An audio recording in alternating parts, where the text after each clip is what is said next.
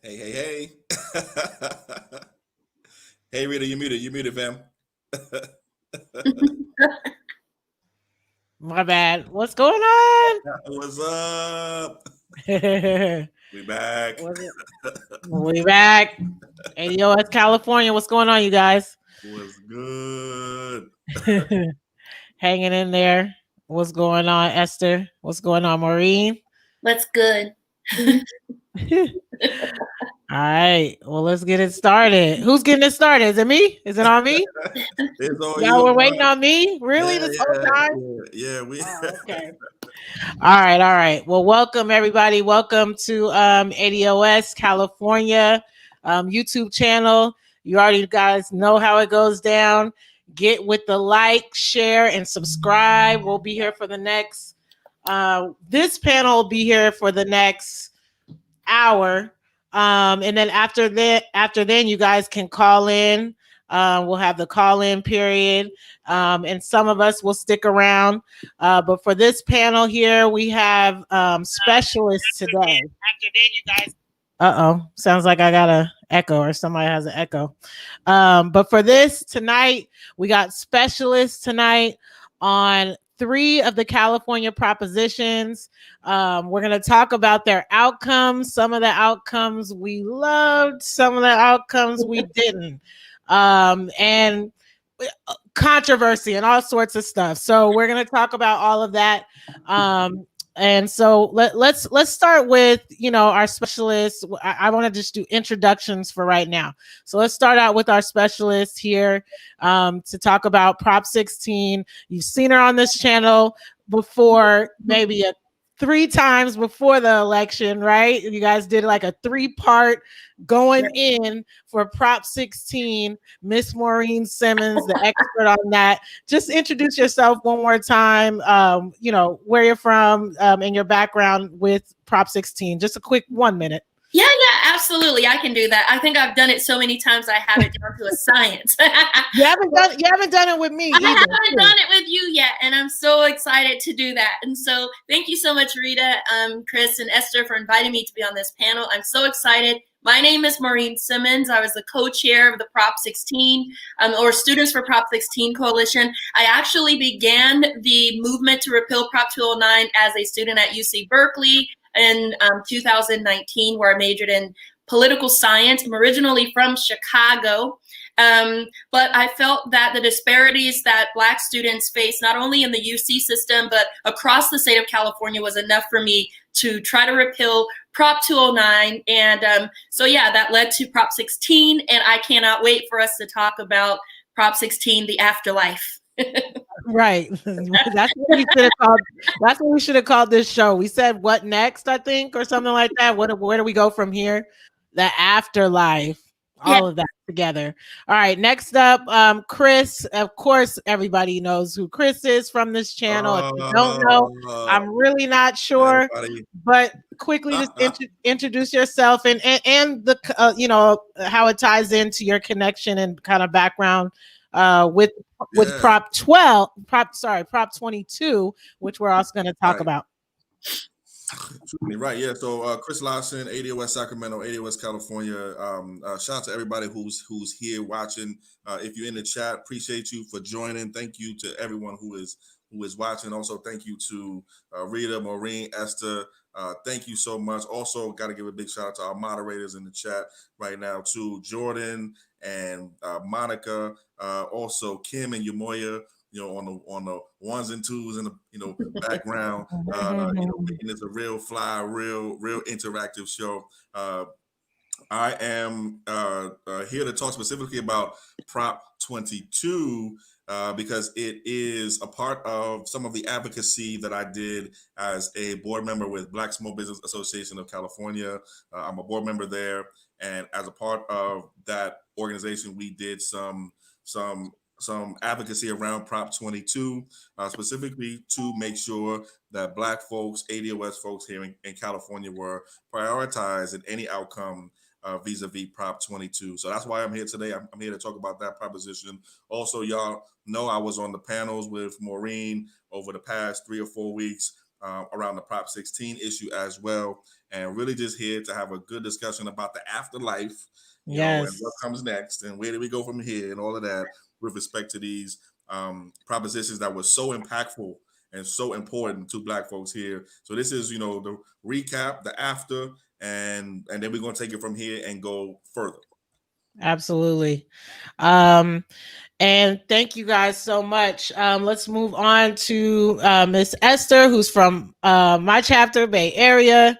Esther Goolsby, who is here to answer and talk about it. And we'll probably also mix up, like Chris was saying, like we can, you know, we have the experts on the specific props, but we're all versed and can chime in. So this is like Chris said, we're going to have a great discussion.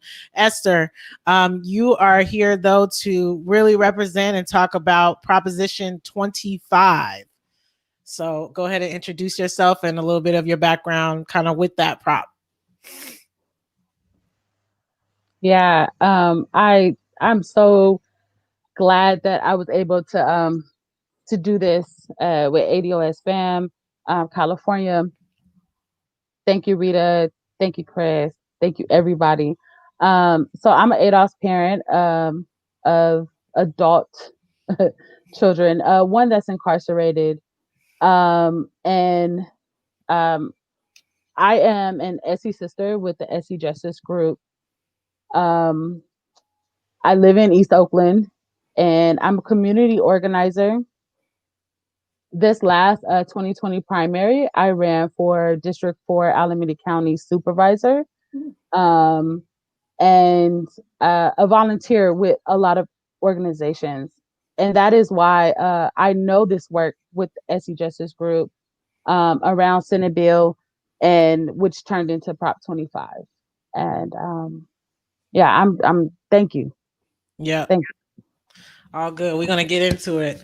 Well, let's circle back around and let's start with I would say the most contested, the most popular, and talked about on this channel again several times. Prop 16, trying to get back in affirmative action.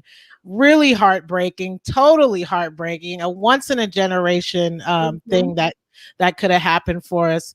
I'm just gonna start out with it. What happened? What happened, Maureen? Yeah. Why did this proposition not pass through? Yeah. So I believe that there are a myriad of reasons why the proposition did not pass. I think one of the ones that Chris and I have had conversations about, and we also talked about on this channel previous to that, is the information around what Prop 16 will and will not do. And it seemed that there is this, there was really a lot of disinformation that Prop 16 would discriminate. It would allow the state to discriminate. And as Chris and I had conversations offline about discrimination, people tend to think about discrimination in the most negative context. And, you know, and literally Prop 16 would allow for universities, for public contracts, for employers to consider race. It did not mean a quota system. No matter how much we said that, it seemed to have fallen on deaf ears. It would not have created a quota system. It would not have created systemic disparities that, if anything, it would have allowed for the consideration. And when we say consideration, it's because it did not mean there was going to be an automatic, you know, upsurge of like, oh, you have to have so many of these of this demographic and that demographic. That's not at all what it was. But the, you know, opponents of Prop 209 and some of those that were just really confused about 209 really got hung up on that. What will this look like in actuality, right? They just thought like, well, does this mean that I could be discriminated against, or that all of a sudden I'll get shut out because they want so many of other people in? And that's called a quota system. And that's not what Prop 16 would have done. So it would not have impacted negatively any groups. We discussed over and over and over, much to the dismay of ADOS, that other groups would have probably benefited and typically do benefit in affirmative action programs. So the disinformation, I would say, is the main reason that Prop 16 failed. And then the other one is that we did not have a campaign of boots on the ground. We were really social media because of COVID, and because in the beginning when we started over the summer, the opposition, like really, they didn't have any capital, so they went out into the streets right away. I think in the end that did us in, because they were touching voters, talking to voters, educating voters, even though it was disinformation, they were doing that, whereas our campaign was largely online. And by the time we did hit the streets, it was about the last 30 days. And trying to make up that ground was just too late. Not enough time. Yeah. Something else I heard with the prop as well too is that people said that it was too heavy on the education piece of it and not enough on maybe how it would affect like in the workplace or business. How do you feel about that? So if people were listening to me, I'm like really glad that they were tuned in, and I was heavy on the education piece because we started it as students. But the campaign, by and large, had different arms of the campaign, right? And so the Opportunity for All Coalition was the larger campaign arm, and they were talking about women, and they spent, as a matter of fact, most of their time talking about women in business. And so if people didn't really get that message, it means they weren't loud enough. It meant that students were just overpowering them. And that meant that our messages were landing, because the campaign actually did spend, I would say the majority of the campaign was on women and minority business, as well as other racial groups. So if people really only heard my part, I'm like happy about that in ways, because it means that it was landing. Sad that they thought that we weren't talking about other things, because then that means the campaign was not cohesive enough that people were getting all of the messages. And that's one of the gripes that I have with the campaign. You know, full transparency, one of the gripes I have is that those of us that started the campaign, we were never invited into the larger campaign. And we would have created that saliency, that the important connection that people would have needed to see. Because as students, we were singing loudly for the educational piece. And had the larger campaign invited us to the table when they were doing a lot of the campaign town halls and roundtables, then people would have connected the dots, and that probably would have strengthened the campaign. But that didn't, that's one of the gripes that I have about the fact that students were shut out. And so we just began to mobilize almost separately until the end of the campaign, when they realized we had more traction and that statistically people wanted to hear the messages. We were unafraid to say Black. The larger campaign didn't want to have that message. So when we broke off and we began to talk about ADOS and Black, that was the message that we wanted out there. And they didn't run with that. They didn't run with that at all. And that was to their detriment. They were afraid of that message. They were afraid to say that. We knew that is what would have landed very well. We knew that was the appropriate message, given the fact that the data supports it. We knew it was appropriate for us because we understand that, in my opinion, what's happening in California is a gentrification project on a grand scale. Right? When you look at what's happening in the education sector, public employment, public contracts, you see that the ADOS community, specifically Black community at large, is being impacted in such a way that it's pushing us out of California. And we are only 5% of the state right now. And if we don't have access to employment, public contracts so we can build wealth, if we don't have access to these public contracts and we're out of here. We're going to continue to move. Why? Because what I don't think we're going to talk about Prop 21, but Prop 21 was rent control.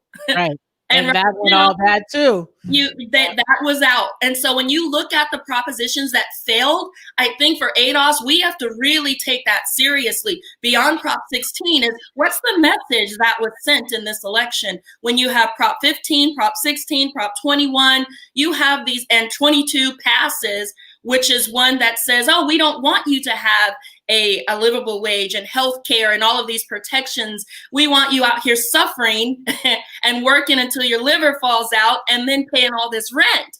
Absolutely. And let me actually, I mean, it's kind of, I mean, basically a good segue because it's just going into just the thought of California as a whole with like the rent control, with 16, with 22, which we're about to talk about. And Chris, maybe chime in on this because I know, you talked a lot about Prop 16. Yeah. One of the things that I saw so much going on social media about those props basically failing for ADOS is I saw the quote and I'm just going to say it. People are just like, well, as it turns out, California is racist. You know what I mean? Like I saw that everywhere, right? Everybody was saying Yeah. this. I'm just going to be real. Did you see that? What do you think about that? Excuse me, I saw that, and I think for us here in California, we have a very different lived experience as Californians than do people outside of California. Outside of California, who maybe hear the marketing about California as this sort of super progressive, super liberal, state with Democrats running the state from top to bottom, and you've got a Democratic governor and Democratic super majorities in both the assembly and also the state senate, right? And then Democratic mayors all up and down the ballot, Democrat, and for some reason, people tend to associate that with less racism, no racism, more progressivism, Right. better policies for Black people. That's simply not the case. That's not our lived experience here in California. Take it from Californians directly, ourselves. We have a very different lived experience here as the results of Prop 16 show, right? The results of Prop 16 show this, but you can go down the list as Maureen started to, from housing and homelessness around Prop 21 to wages and work around Prop 22, to even around the questions around Prop 25 and incarceration, right? And the criminal justice system. This state is a different state than people think it is. And I just want to point out one or two things about Prop 16 that I think are important to mention. Maureen is exactly right. The troubles around Prop 16 started around the communications, and to be honest, the trouble started not in the fault of the campaign. To be honest, if you look at the original ballot language for Prop 16, it uses the words discrimination and preferential treatment. Discrimination and preferential treatment. When I say the words discrimination and preferential treatment, you automatically think bad things, right? Yeah, You automatically right. think, oh, discrimination is wrong and preferential treatment is wrong. That was in the official language of the ballot measure. The campaign had no control over the exact ballot language measure. And let's do some political education here, right? The state decides what goes on the ballot measure.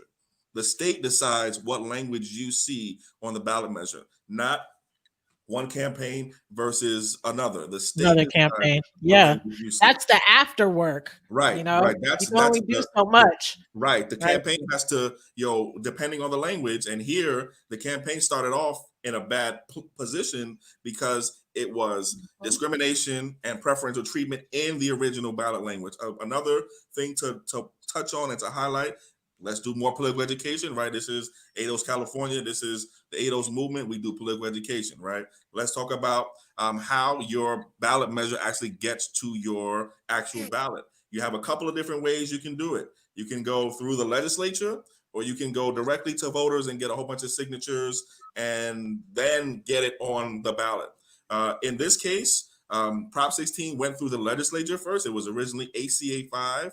Right. Those of you who are followers of this channel, way back, you can go back and see the videos of us in the hearings and doing advocacy around ACA 5. But what that does is, if you choose to go through the legislature route, what you can do is lose time that you might have being on the ground, doing voter education, doing voter outreach, on the ground with individual voters. And that education time you kind of lose if you go through the legislature route. So by the time ACA 5 became Prop 16 in June and May of 2020, you had about 90 days between Prop 16 and November 3rd. Whereas if a different route may have been chosen, if you had chose to go the signature route, you may have had 6 months, or 8, or More time. 8 months, right? So those are two other things to highlight.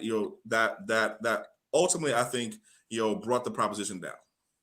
Yeah. More time, wording, messaging. Yeah, add into that, and then can you roll into the afterlife? What next? How do we move forward?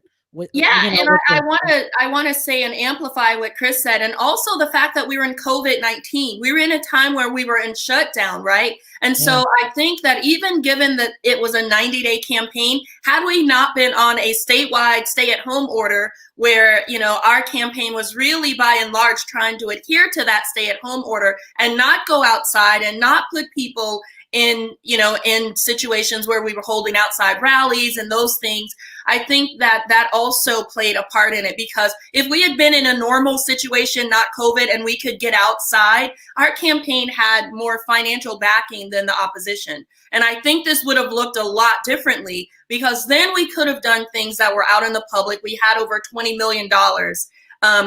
That we could have allotted to doing something. So I think that contributed. But at the end of the day, I think as Chris said, that educational piece started. But I don't want to discount something even larger that Chris said as we talk about the afterlife. All of those things aside, the voters who voted against Proposition 16 did so in what they thought was a very lucid way. They were sending a clear message. Those that were targeting us on social media, they were very clear in what they were doing, and they were attacking Blackness, period. Right? There was no confusion about who they thought they were attacking at all. They knew it wasn't Karen. They knew that they were attacking the Black community, and we can't let that go. And we have to look and say that, what if we had 8 months? That doesn't mean the psychology of people were going to be different, because those people would have been just as loud. They would have not supported it, because what we found is that the Asian, the AAPI community, their community ties, where they did not have it in capital, they made up for that, and how they were able to get their message across, how cohesive they were in that messaging. And we know that there's been a long history of conflict between the Black community and the Asian community, and that showed up in Prop 16 in a huge way. So if we're talking about as we move forward, first we have to look at that. Now that we know the covers have been ripped off, we have to say, wait a minute, while we're living in this pseudo utopia of we all are getting along, kumbaya, that's not California, because we have people who have been riding along with us under the helm of diversity, and that's not what they want at all. They like diversity as long as the ADOS community is on the bottom. That's diversity to them, right? I'm climbing the ladder. Y'all are at the bottom. We're all happy. Don't try to get out of your position. As we move forward, this will be a difficult road. There have been groups that have said, you know what, forget what happened at Prop 16. We are committed to diversity. We are committed to responding. We know that's the right thing to do. These are folks that you've talked to? Yeah. So this is these are articles that I've read. So you have the president of the UC system, you have organizations, companies who have come out in articles saying, we're going to press forward. But I'm going to say that historically, when Prop 209 passed and people said, hey, we are not going to adhere to Prop 209, we think it's bogus, we think it's wrong, they found that a year later, over 40% of people, businesses, institutions, contracts, adhered to it right away.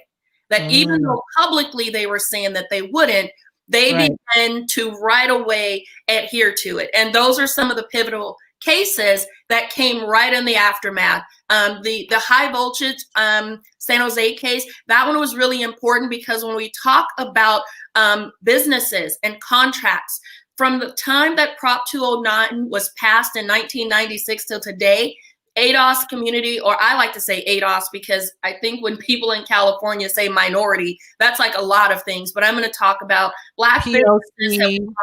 Yeah, have lost some $24 billion in revenue from contracts, from being left out of those contracts.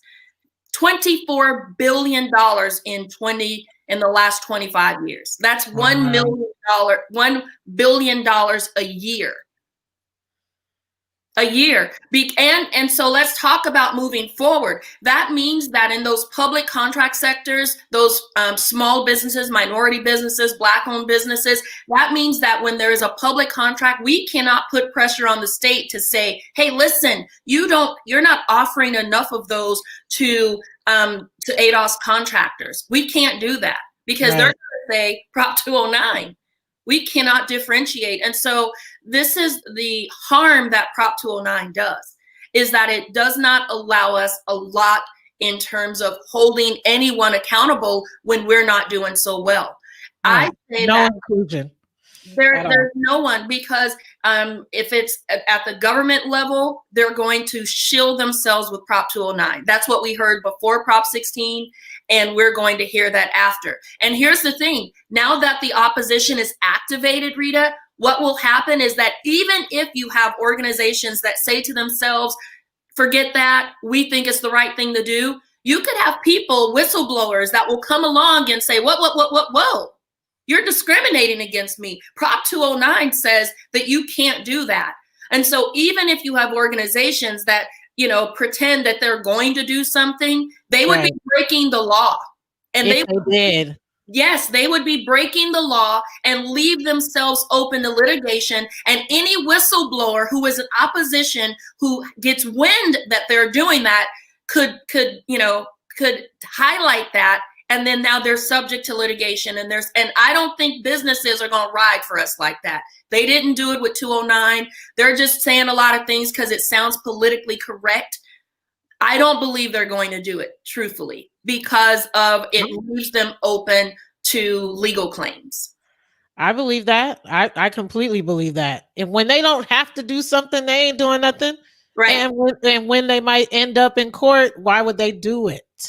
You know what I mean? So in an afterlife, I don't know. Chris, we got to move. ADOS, we have got to regroup. We've got to say, what does this mean for our dying numbers? 5% of the state, 26% of the prison population. They're happy locking us up, but they don't want to talk about economic wealth and development in California. But we have to, because if we don't, I think those numbers over the next 10 years, you will see the Black community in California completely down to 2 or 3%. If the trends keep happening and people keep migrating to Texas and migrating to Atlanta and getting out of California because they can't afford it, I believe we will begin to make up less and less of the demographic. Right now, California is 44% Hispanic. Wow. Just overrun. Before we move on to Proposition 22, can you suggest any organizations or any folks maybe we should follow who are going to be just kind of in this work of inclusion, in this work of, ADOS is that people need to follow ADOS, first of all, but any others that, were supporters of the prop who are going to still be convening and talking about this, if folks still want to get in the conversation? Are there any folks? I think from a specific and very Black agenda, I think it's going to be ADOS. I have not heard. I think the other campaigns are really committed to an all lives matter. I'm not really an all lives matter kind of person. I do believe all lives matter, but because I recognize the larger picture with the with Prop 15, 16, 21, 22, because I see that as a larger attack on the ADOS community, I am really committed over the next few years to saying that beginning this year and moving forward, we've got to take aggressive action. I don't know any other groups that are ADOS centered. Yep. Except ADOS. We got to care about us. That's it. That's all. And with that, I'm going to say, I don't know if you had posted this comment up there, but this one says, this is why ADOS should have hired ADOS regardless of skill sets back in the 80s and 90s, because you see, the comment went up, but basically that, because you see immigrants hire their own, we would be less in this position, possibly. Just I think that's it. We got to be aggressively about ADOS, period. Yeah. So Yeah. everybody in the chat, join a chapter. We're building out the structure right now. The founders, Yvette and Tone, are really putting something together special for ADOS, turning it into a nonprofit, 501c4. So just know exciting things are coming, and we're about to organize and get some things going. So do that. Thank you so much, both of you guys. We're gonna move on to Prop 22. We could bring that up onto the screen.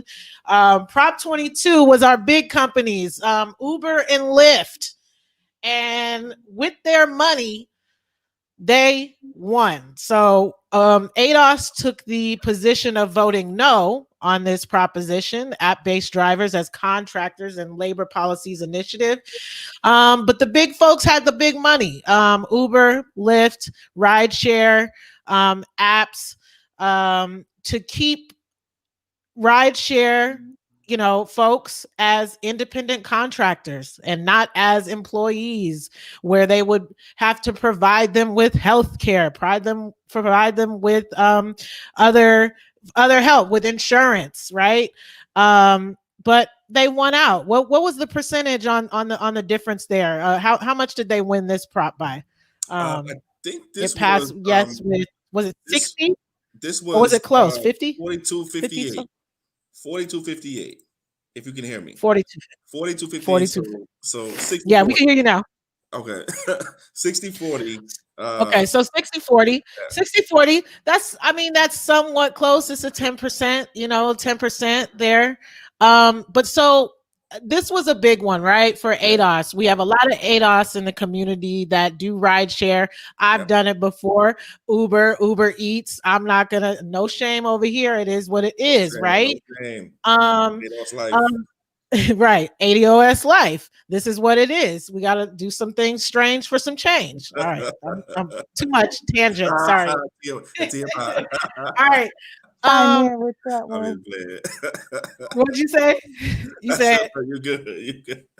Esther said you too, right? Anyways, ADOS life, right? And so we have a lot of folks that are still Uber Eats and Lyft and things like that completely. I would go back to it in a minute if I didn't have some change flowing in a minute. It's a good backup. It's something that, if you need to do it, you need to do it. And some folks completely look at it as a viable way of income. So having this not pass and not be able to be a situation where it's considered an actual job and get benefits is just once again another devastating thing I would say for ADOS. Chris, can you talk a little bit about your involvement with this prop? And you said, I believe you had met with some of the folks, representatives from Uber and Lyft who wanted you to support the prop. So just kind of talk about all that. Yeah. Thanks for bringing that up, and also thanks for the great questions in the chat about Prop 22. Someone just pointed out that all of the actors in the ads look like ADOS, and that was deliberate, right? That was absolutely deliberate. Miss Callie, you're absolutely right. They spent so much money on Prop 22. How come most of the actors look like ADOS? That was intentional. It was intentional. They were targeting Black folks specifically, intentionally, to get Black folks behind this proposition. And this proposition generally exempted Uber and Lyft specifically, and let's be real. This was a proposition written by Uber and Lyft to exempt those two themselves out of California state law and some Supreme Court decisions around what it means to be an employee versus what it means to be an independent contractor. Right. So if I'm an employee, I need to get a certain amount of benefits. I need to get a certain amount of overtime. I need to get a certain amount of minimum wage. I need to get a certain amount of unemployment insurance. I need to get a certain amount of coverage. I need to get a certain amount of protections if I am an employee versus if I'm an independent contractor, not so much. And this what this was about. And I'm glad you brought up the numbers. 60-40, this proposition passed. And just take a step back. This is two huge companies that wrote their own law, basically, and a law to write themselves out of existing law. 60-40, but they spent $200 million. Right, I forgot to say that. $200 million. $200 million, almost $250 million, $250 million to not have to pay their employees a decent minimum wage, to not have to pay their employees a decent kind of health care, to not have to provide unemployment insurance, to not have to provide protections for their employees. The opposition had about $20 million, or about a tenth of what the pro Proposition 22 folks had. You're right, Rita. I as a part of Black Small Business Association of California, which is a new Black small business advocacy organization. Check it out, bsbaca.org.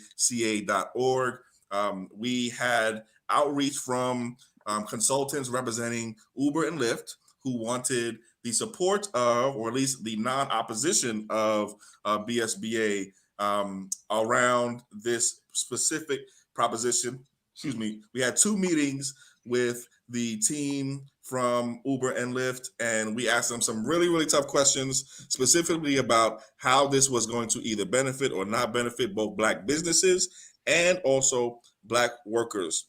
And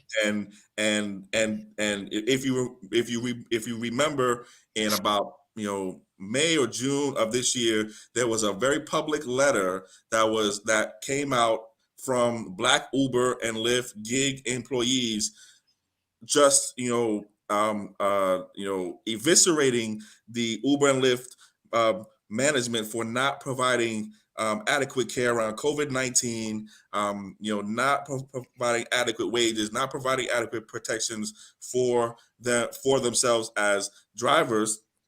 And even with that, because the companies had $200 million to spend, they blanketed the airwaves, the radio waves, the social media waves with pro Proposition 22 messaging, pro Proposition 22, what I call propaganda, really. And they use Black people specifically. This is one thing that bothers me. They use Black people against each other. People. They use Black people to do something to hurt Black people.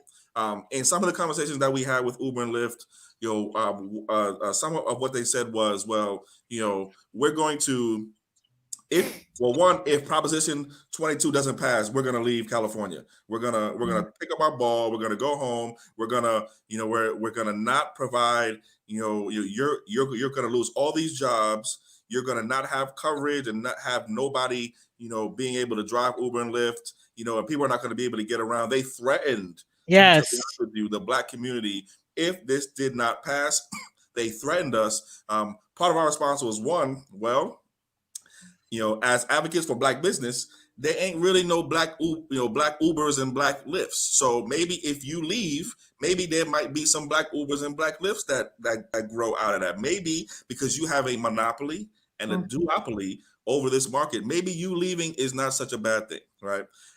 That's the first point.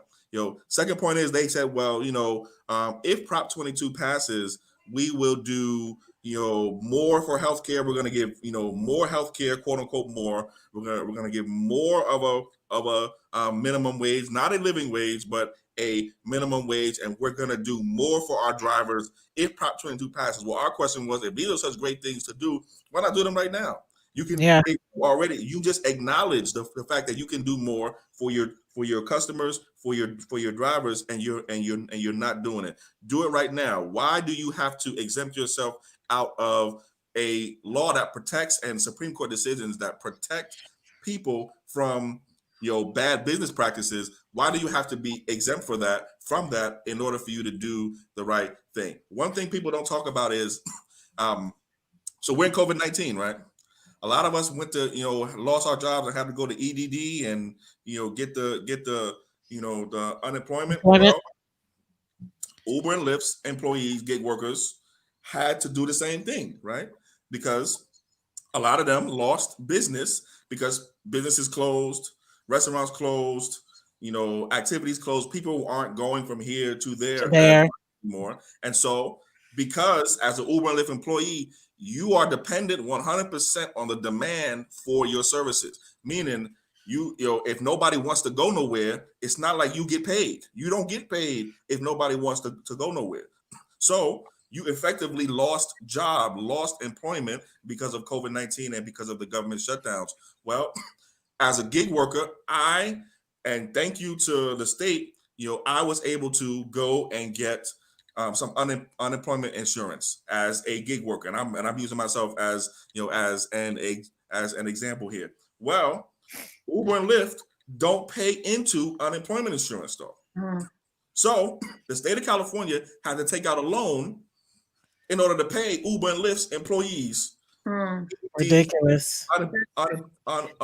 unemployment insurance. So you and I had to pay for Uber and Lyft's employees unemployment insurance. We brought this up with Uber and Lyft. They said, well, we shouldn't have to pay into unemployment insurance because we didn't have to fire nobody. We didn't have to fire nobody. You didn't have to fire anybody because you technically never hired anybody, right? Right. The customers hire the drivers. I hire you to take me from point A to point B. And this is a problem when you have this like middle ground of like not hired but not fired type of class of employee. I had an Uber and Lyft driver tell me, well, I want to be an independent contractor. I like to set my own hours. I don't want to be an employee. And I said to him, listen, you're already an employee. You just don't have no health insurance. You don't have no minimum wage. You don't have no protections. You don't have no unemployment insurance. So you already work for them. You just don't have none of the protections that you should have as an employee. And again, Uber and Lyft, they were successful because they had big money. But to be honest with you, that $200 million, they paid that to one CEO. Right. Where did all that money go to? Salary of one of their CEOs. So they could spend 2, 3, and 4, and 5 times the amount that they spent on this proposition, and it goes to show you the impact and the influence of money in politics and money in state government. And this is a clear example. Today, Black workers, Black people in California are worse off because of the passage of Prop 16. And we can talk about what goes on after this, but right now, this was a big blow to Black workers, and thank you. I think that's you, Maureen, in the chat. Kamala Harris's brother was at the forefront of the Uber Lyft ballot measure. Absolutely, there is a. I saw that too. Talk about that real quick. Yeah, so there's a connection between Vice President-elect Kamala Harris's brother, who was also a part of helping Uber and Lyft get Proposition 22 passed. And to be honest with you, a lot of the rules and laws that Uber and Lyft were able to help, get around, not have to do, a lot of the groundwork for this was laid, 2, 3, and 4, and 5 years ago when we had Attorney General, or when we had Kamala Harris at the top of our criminal justice system. It is a part of the job of the Attorney General to enforce good labor laws, to make sure that people are not being taken advantage of legally on the workforce. And now we have a Prop 22, which I think is setting a horrible example for not just our state, but also states around the country, and also worldwide. Uber and Lyft are in fights in almost 3 or 4 different European countries over some of the same problems. Treatment, right? Yeah. Treatment of employees. So to wrap this up, though, this was a hard hit for Black folks, and we fight on. Yeah. Well, what is the next? We fight on how? In this way, for this fight, or for this specific one. Is there a way, or we just got to take it and roll? Yeah, so there are different ways that we can fight back. One, I mean, just directly, the opposition could regroup and then, come back with another measure to, de-exempt Uber and Lyft, from the state law and from the Supreme Court decisions that, helped inform the state law. So that's one thing that can happen. We can also work through the legislature to enact different and new protections for workers. Also, we can go the route of trying to demonopolize and de-duopolize these two companies, right? There's no reason that you two companies should have the entire market share of rideshare. So if you want to exempt, rideshare companies because it's in your two interests, well, how about we break you up? How about we break up your companies so that you don't have two companies running the whole thing? Now it's 20, 30 companies, right? Maybe that's a route too. There are a bunch of different options, on the table, and things that, we haven't thought of yet. But one thing's for sure, we can't give this up. Right. Thank you so much. Yeah, that's what Elizabeth Warren's always talking about, breaking up the tech companies. And then also, you mentioned the word a few times and when talking about this, and that's protections. And even I think Maureen, maybe you mentioned maybe the word, but anyways, definitely in talking about this, mentioning protections. And we all know, Yvette Carnell, as co-founder of ADOS, is always talking about how we need to be a protected class. Like this is the fundamentals of it. This is the foundation of it. This is what we're talking about here is why we need to be a protected class. We have no protections. No one wants to protect us. You know what I mean? This is what all this is really signaling. And it's like, so frustrating and heartbreaking. It is. Can I add one point too that I think this is something also that, we have to keep our eyes wide open. I typed in the chat that Tony West is Vice President-elect Kamala Harris's brother, but it's actually her brother-in-law. However, he's been her political advisor since Kamala's Senate days, and then even prior to that when she was Attorney General. So when we look at some of the policies, if we have somebody who was so committed, and again, Tony West was one of the consultants on the Prop 22 ballot measure and was really adamant that Uber and Lyft would do whatever they had to do to fight to ensure that Prop 22 passed. That is a political advisor to the vice president. Yeah. And that is a political advisor to the vice president-elect. Understanding who would be the communities who would be disadvantaged, we have that person now advising our vice president-elect. And so that's why I'm not real moved by having a first Black, first woman of color, first whatever you want to call it, because all skin folk ain't kinfolk. It does not matter. Yeah, you got to know who they're working with, who's around them. All of that matters. Our campaign manager for Prop 16 was, guess who? Who? Kamala Harris's former, what was she? I think a campaign manager. And when Kamala Harris was running for president, and right when her campaign ended, that I believe that chief strategist or chief executive, whoever that person was, actually came on the Prop 16 campaign. Wow. Too many connections there. Everybody's in bed with everybody. Politics, period. Well, we in the game. ADOS is in the game now. So, we're going to get some skin in the game and start fighting back. That's what we hear. We're here to fight back. And so with that, let's move on to Proposition 25. If we could bring that up to the screen. Now, Proposition 20. There's a video too. Oh, sorry about that. I think there's a video for Prop 25. Yeah. If I'm not mistaken. Yep. Oh, did we play the one for 6? Oh, I don't know. Did we get that one? I know I missed the text. Okay. All right. If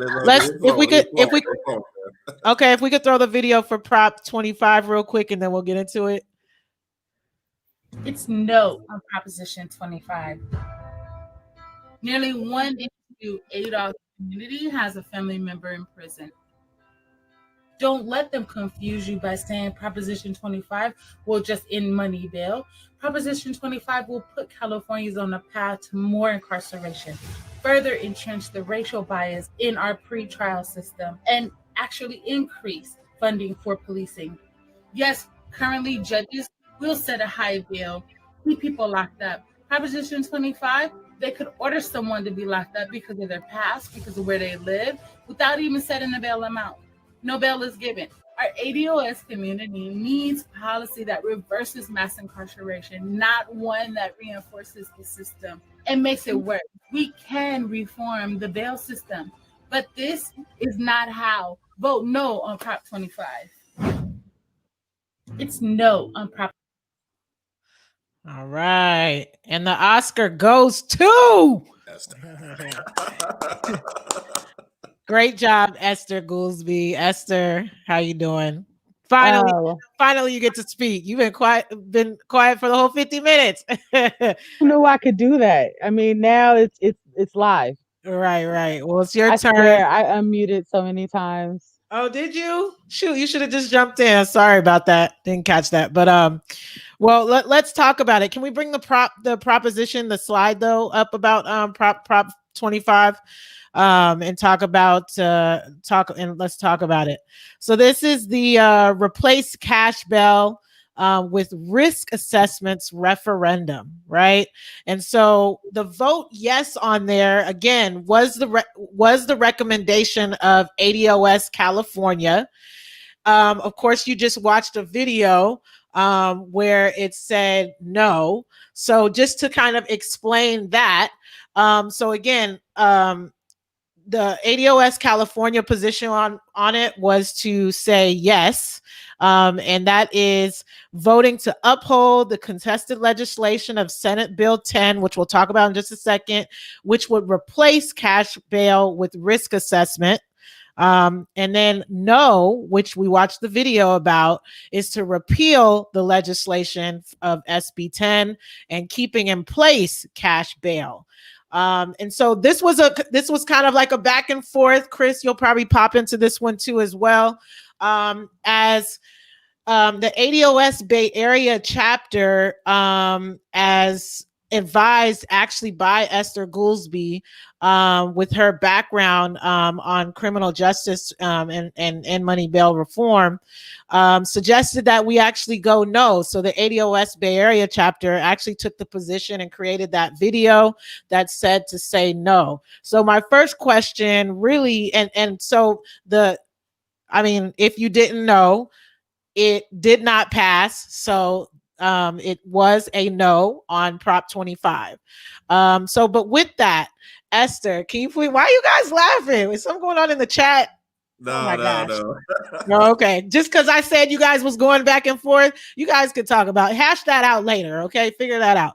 But Esther, so can you please just really talk about why you really encouraged, specific, I know you encouraged ADOS California, but we had already put out the voter guide, but for our ADOS Bay Area chapter, we could kind of immediately take a stance on it and say no, which was your suggestion. And so why did you suggest that we take no when, they were really promoting like, wait, but yes would have ended money bail, right? So you have to unmute or why? Okay, we can hear you. Wait, unmute. There you go. Can you hear me? Yeah. So why did you say we do no on Prop 25?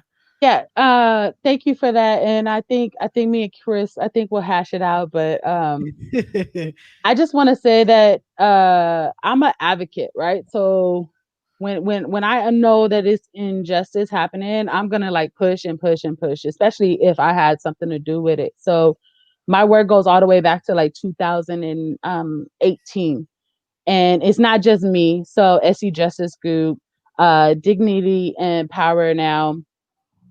You have the Bail Project, you have Human Rights Watch, Justice LA, Color of Change, so many people, Silicon Valley Debug. And I know these are not ADOS, but that's why it was so important, because I just found ADOS family, right, since March 2020. I want to say like after.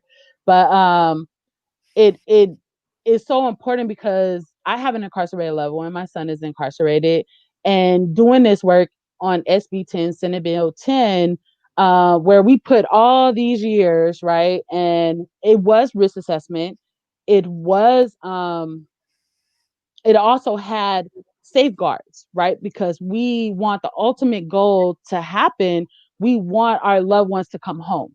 We want our next generations not to be in the incarcerated class, right? And we talk about all of these things 16, 15, 22, like these are again our bodies and like slave labor, right? So SE Justice Group, which I'm an SE sister, we pretty much had that stance within a couple of like days. I don't even think it was a full 2 weeks. The whole bill was rewritten. Now it was rewritten in secrecy by legislator, judges, law enforcement, unions, and the community was excluded. I mean, we were scrounging like 3 days in there trying to tell the people that were supporting the legislators that were supporting previously, because we went all the way to oppose. We didn't go to neutral. We went to oppose. And everybody was like, it's still ending money bail, which that is the campaign, right? To end money bail. And we had that in there.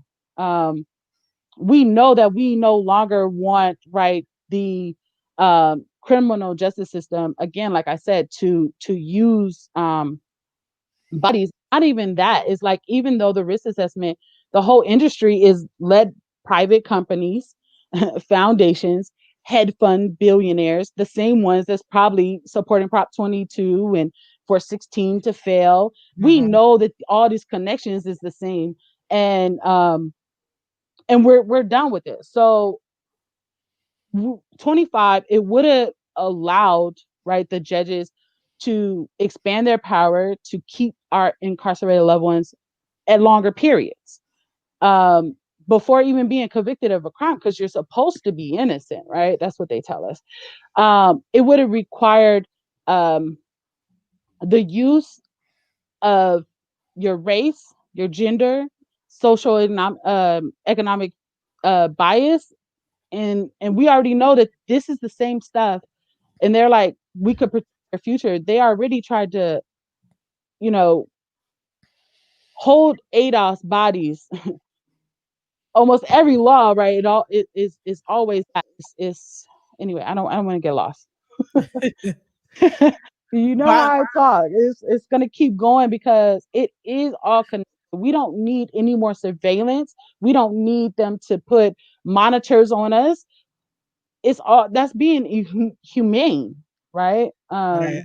Yeah. And just pop in real quick, because Chris, you were instrumental with others with putting out the yes in the voter guide for ADOS California, where everything that Esther's saying in terms of, yes, we want to get rid of money bail, but all of these things, like she was saying towards the end there, like the inhumane sounding stuff, like the risk assessment and those types of things. So just pop in on the choice to go to yes, and then we'll talk about the afterlife of this problem. Well, yeah, that's right. Put me on the spot. That's right. Put me on the spot. Hey, absolutely. Put me on the spot. Make me. No, that's right. No, you do it. No, absolutely. Thank you. And one, I want to shout you out, Esther. You did an amazing job advocating. And this is the beauty of the ADOS movement, and also ADOS California, and how we work as a group, right? Where it's totally okay that one of the groups takes a different position than, let's say, the statewide group. That's totally fine. That's democracy at work. Right. And it's and I think it's a testament. I think we wouldn't be having this conversation right now about the dangers of the yes vote if you hadn't done the amazing advocacy work and brought your amazing advocacy experience. I remember the fight on SB 10. I was tangentially a part of it. Myself, I remember how it started, and then I remember at a certain point, excuse me, all of the social justice groups bailing and at what seemed to be the last minute, changing their position on SB 10 because of exactly what you said, right? Because the bill was watered down, it was rewritten by judges, by law enforcement, by people who maybe wanted to see something like it pass, but made too many compromises and too many sacrifices to see that happen, and ultimately gutted the original intent of the bill. So you're absolutely right. I remember that fight very, very well. And this was a proposition where I think there were good arguments on both sides of this. I thought on the one side, right, getting rid of cash bail, I think is the end goal, right? That's what we all want to do. But the question is, what do you replace it with, right? Do you replace it with something that's worse, or do you replace it with something that's just as bad, or do you replace it with something that's better, right? And I thought there was a good argument to say, hey, let's get rid of cash bail because right now, right? So right now the proposition failed, right? Proposition 25 failed, and so right now we have the current system in place, right? Which is harming Black folks specifically, and continues to harm Black folks specifically. And I think it was you made a really, really good points about why replacing the cash bail system with something that could be even worse. I thought you made really, really good points about that. So I'm not mad at all that the proposition didn't pass, and thank you again. Yeah. Did you want to pop in real quick, and then let's go on to what's next for this one, because there's more work. Go ahead, Esther. Yeah, I just want to say that a part of this is again, like so many organizations that that are doing this work and holding this body, and by it not passing, it allows the organizations to go back and try to put in what we originally had, that language. We can't do it the same way because it didn't pass, but we're going to really need everyone, because the goal is to end mass incarceration, especially for our ADOS communities, and not allow like the government to keep getting money and private industries getting money off of incarceration, and really ending the harm to all of our communities, especially ADOS. We have to stop these generations of harm. Perfect. That was what I was going to ask you to put up next. And so just talk quickly, Esther, about who's really continuing to do the work. And of course, ADOS should follow these folks and also be doing the work. So go ahead, Esther. Yeah. So, I mean, really, like a huge shout out to Justice LA, because they had like so many people all over. SE Justice Group, you do have to become an SE sister. And really it's just women and people, and we have a membership with incarcerated loved ones. And yeah, you do have it up. I want to say Silicon Valley Debug. I don't know who's going to continue this work, but we definitely, I mean, those groups is pay attention to what happens, and it's really important for us, and I'm so glad that we're turning to a C4 to like keep following all of these, and just, I mean, we need to make our own bills and just stop this this harm that's happening. Absolutely. So you guys follow those folks, find them on social media, follow their work. They're working on new legislation as they speak, day after the election. So with that, I did want to go around and do last words, but we have our production team in the background hitting us on the chat saying we gotta go. But next up is the call-in show that ADOS California is now doing every Tuesday, I believe, which is going to be awesome. So stick around right here on this channel. I believe one of the topics is who is going to be Kamala Harris's replacement. So stay on this channel for more goodness, right? That's a good one, right, Maureen? Yeah. Chris, did you want to say any last thing about that? Because I know you'll definitely be there. I'll probably be in the chat, but yeah, no, I'm gonna be right here for the community call-in show every Tuesday right now, 9 p.m. ish. ADOS California is bringing you a live community call-in show right here on ADOSCA Media Network. We turned this into a network, okay, where we have different shows and different media conglomerate. Yeah, that's right. We're gonna take it over in 2021. But yeah, definitely stick around. We'll have a little bit of a break. My quick last words, really quickly, just to get it out of the way. One, thank you, Rita. You did an amazing job. Amazing work today. Thank you so much. Rita Thanks, Forte. everyone. Check out her channel as Yeah, well. please do. Subscribe, like.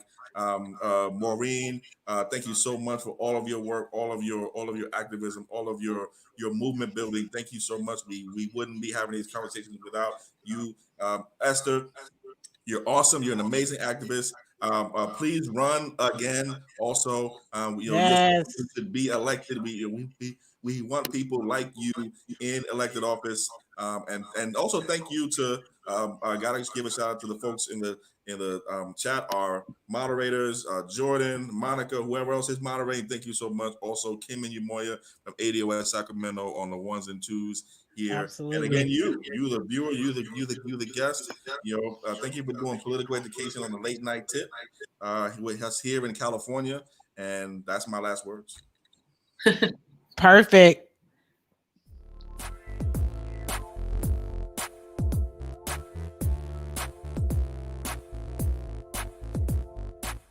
Oh my gosh.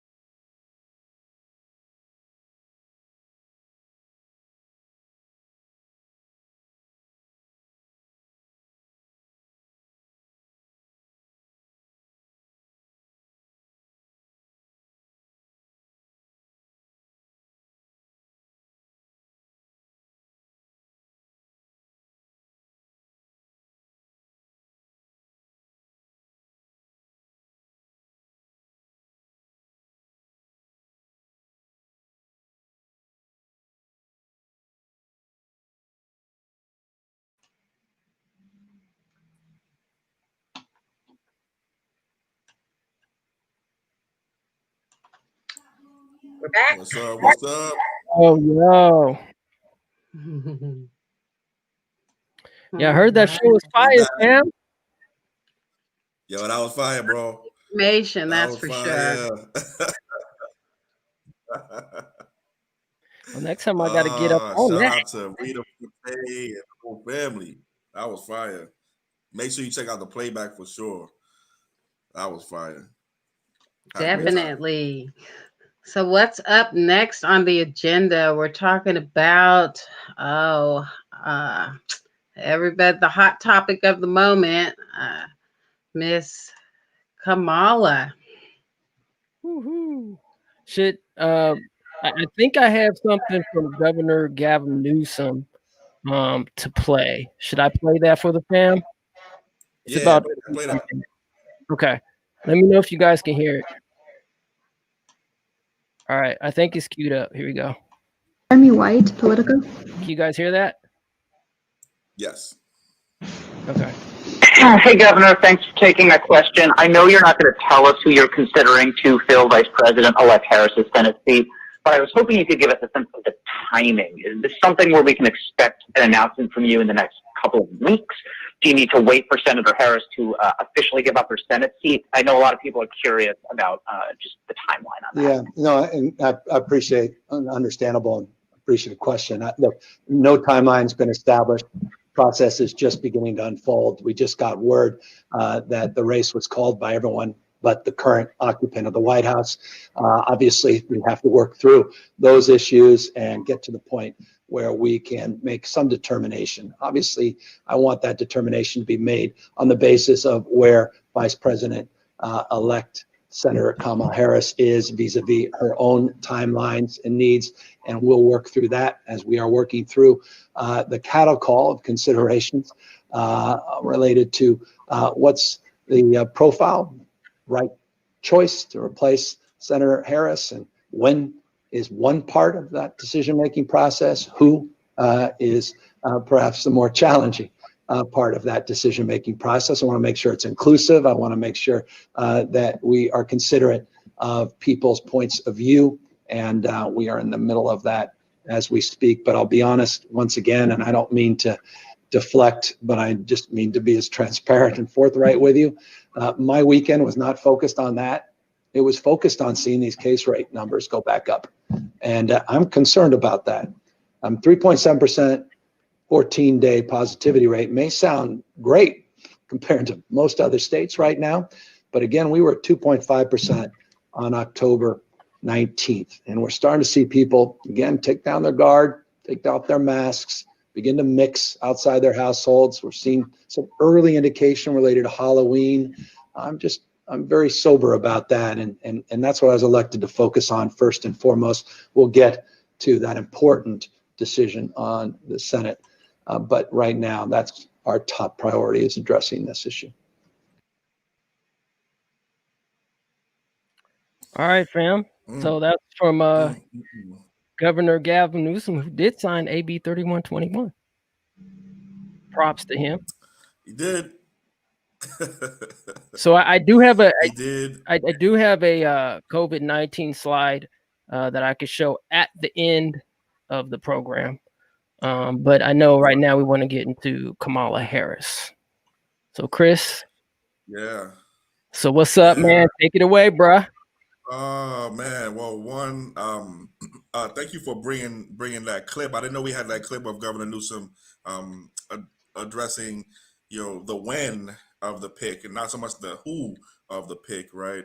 Let's do some political education with the folks here and the family here. Obviously, this is the ADOS CA Media channel. We are part of the ADOS movement, and so largely what we do is political education, right? And so as we've seen the official call for the projection that Joe Biden will be the president-elect and Kamala Harris, our California junior senator, be the vice president-elect, the obligation to replace her in the Senate goes to the governor. So the governor of California gets to replace the outgoing junior senator here in California, who is the vice president-elect Kamala Harris. So just want to start with some of the basics, some of the fundamentals. This is the process. It's a process by law. It's already established. Governor Newsom, the governor of California, whoever it would be, would have the job of replacing the outgoing senator if and when, and in our case, when she, in our case, is elected vice president of these United States. So that's the fundamentals. Also, fam, before we go further into the question, you have the call-in number on your screen. This is the community call-in live show, 720-740-9699. That's 720-740-9699. Access code 6572569. Maz, if you could drop that in the chat, that would be awesome for folks to be able to get to quickly. And once again, that's 720-740-9699. Call in with your comments, your questions, your feedback on any of the topics you've heard so far today. Today, at least right now, we're talking about who would be Kamala Harris's replacement. We started with some of the fundamentals. Also, I would be remiss to say at the end of that clip, Gavin Newsom really shifted the focus to the rising COVID case numbers and the rising positivity rate. He calls it the rising COVID-19 crisis here in the state of California. Also across the country, 46 or so out of our 50 states have some sort of rising COVID-19 crisis. So we should probably do at least a show on that, I think sometime soon. Back to the question of the who, right? So, there's a lot of names being floated right now for who Governor Gavin Newsom should pick as the replacement for Kamala Harris. And I definitely want to hear what you both think about some of these names, Kim and Umoya. We're hearing first that the pick should be, quote, diverse. Okay, diverse, which generally probably means not a white man or a white woman. That's generally what that means, right? It doesn't mean black specifically. It means not a white man or not a white woman, or at least not a straight white man or a straight white woman, right? Let's be real. So we're hearing first that the pick should be diverse. When asked about this, I think the governor himself told, I think it was NPR, that quote, diversity is a given. Those are his words. So we're hearing that he's under tremendous pressure right now to choose the first ever Latino or Latina senator from the state of California. California has never had a Latino or Latina senator, and so he's under tremendous pressure. Two names that keep floating up are Xavier Becerra and Alex Padilla. Xavier Becerra is I believe he's our attorney general right now, and then Alex Padilla, I believe, is our Secretary of State. I may be confusing those two, but they are two Latino men who keep coming up in the conversation around who he should pick as Kamala's replacement. Also, some names that keep floating up that are maybe not Latino or Latina, but are Karen Bass is one name that I've heard floated. Barbara Lee is another one that I've heard floated as well. These are two U.S. congresswomen, both from the state of California. Karen Bass is the current chair of the Congressional Black Caucus. Barbara Lee is the former chair of the Congressional Black Caucus. There's also, by the way, talks about Karen Bass being pulled into the Biden administration too. That's another conversation. Karen Bass was being considered herself for vice president. If you remember back in the campaign days, Karen Bass was being considered for vice president, as well. So those are some of the names that are being floated around. Kim Umoya, what do you think about those names? And and what should he be looking for, right? Whoever it is.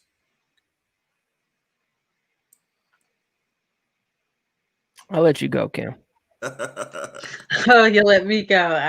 I was uploading your last minute picture, but Karen Bass sounds like a good pick to me. I really haven't done my due diligence and research on this as of yet. Uh, but let's see here. Whoever does get picked, if I understand it correctly, they'll be the interim senator, and there will be a vote. What is it? 4 years from now, and the people will get to choose at that time. Yeah, you're absolutely right. Thanks for pointing that out too. Let's go back to the fundamentals. Whoever is picked by Gavin Newsom to replace Kamala Harris, our outgoing junior senator, vice president elect, they will be there for the interim for the period between now and the next Senate election, where California senators are up for election. I believe that's well, let's double check on what the exact date is. But suffice it to say that whoever he picks will have to be officially elected in sometime soon, sometime within the next couple of years. I see in the chat people are pointing out some names. London Breed, which is the mayor of San Francisco, I believe, is also one of the names floating around. Who do you think in the chat? This is for you too. Who do you think Gavin Newsom should pick, will pick, must pick? Who do you think will be the next pick of Gavin Newsom in the as the senator, junior senator here in California? As we know, our senior senator is Dianne Feinstein, and Dianne Feinstein, is someone who, I believe is still going to be running for election next time. But who should replace Kamala Harris? We would love to hear your thoughts. Put it in the comments, put it in the chat. Also call in. We've got the lines open for you to call in and talk about not just who you think he will pick, but why he should pick who he should pick, right? What should he be looking for? Should it matter that it's a non-white person, right? Should it be a diverse, quote unquote, pick? Should it be an ADOS pick, right? Kamala Harris was not ADOS. When was the last ADOS senator we had in California? Let's talk about diversity for real. If we want to talk about diversity, let's talk about it. When was the last ADOS pick here in the state of California? Right? I don't remember, but I could be wrong. So, this is a question that's coming up.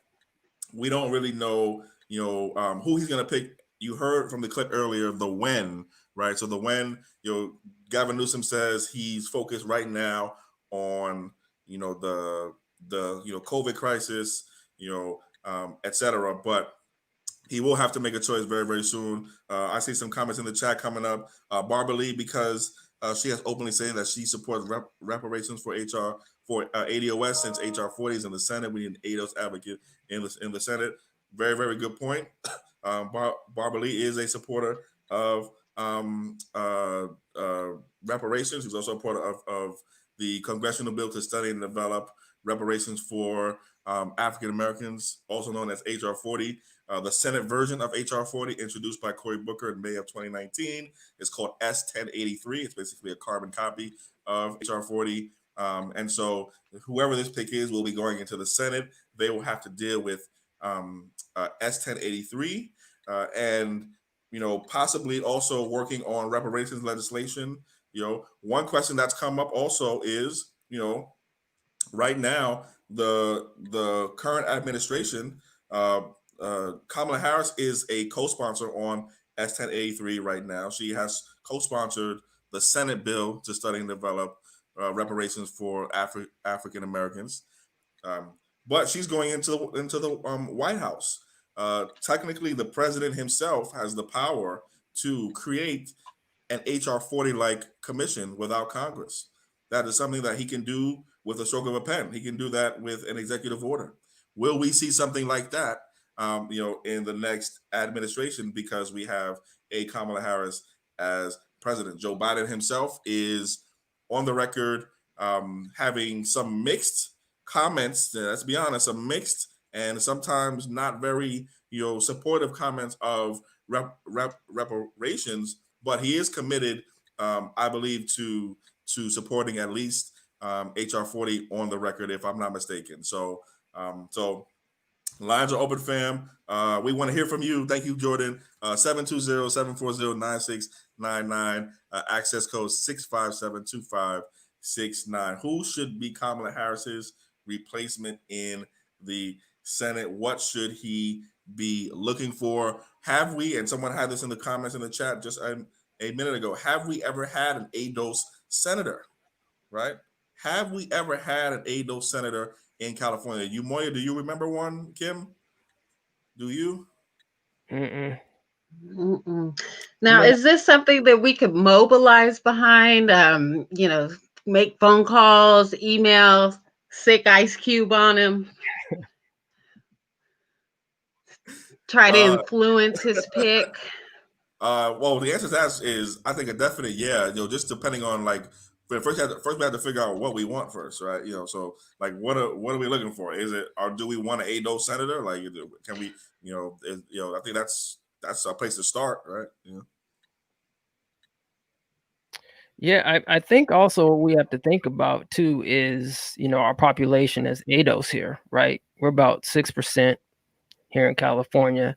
If I'm correct, and I could totally be way off, but I think Latinos, Latinx, Hispanics are about 37 to 39-ish, and the Caucasian white people is around the same.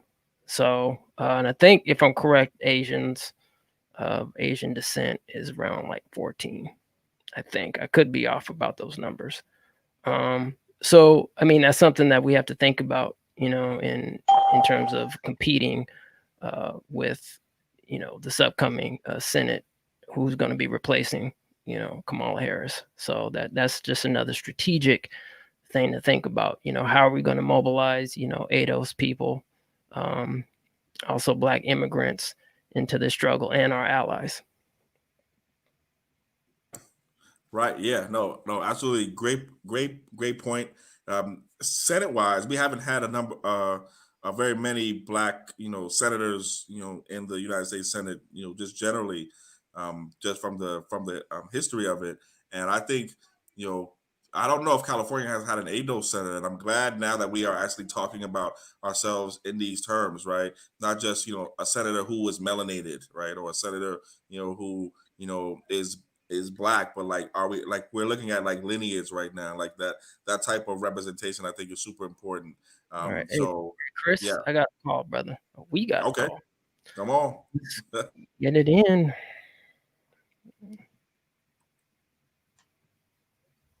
How are you? All right. Hello, this I was on the first 773. segment, but I actually wanted to chime in on this. Okay, can you hear us? I can. All right, cool. Who's 773? Can you give us your name? Yeah, this is Maureen. Hey, Maureen. Thanks for calling. Hi. No Hi. problem. I wanted to chime in on this section, actually. I was on the first section, but I'm like, whoa, I actually do have a comment and want to chime in. So 2 things. Kamala Harris was California's first African-American senator. So, that has been the first representation that we've had in California's Senate history. I think that, yeah. So that's that. In terms of who we should, really be looking at, I think we definitely want to have representation in the Senate, because the more that we have people that are actually advocating for issues that are important to our communities, the better. And if Georgia goes well and we have Warnock also going to the Senate, that just, continues to add to those that will advocate for issues that are important.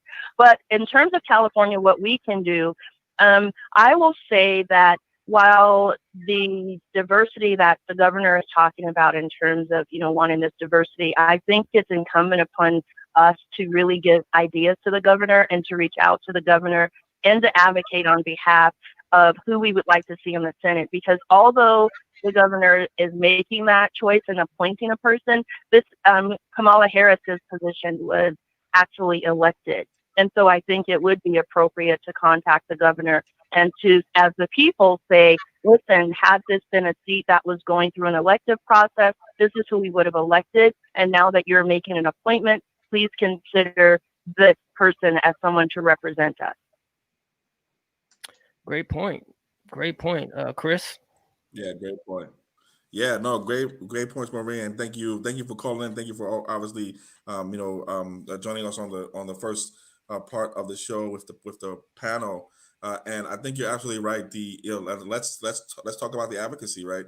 So, one, I think you're spot on. It is absolutely within our right and also within our interest to be working to influence who this pick is, right? And so that, and so that looks like, reaching out to the governor, as you said, and then, but also, it also, involves obviously organizing and also figuring out, what it is that we are looking for in, and a potential senator, right?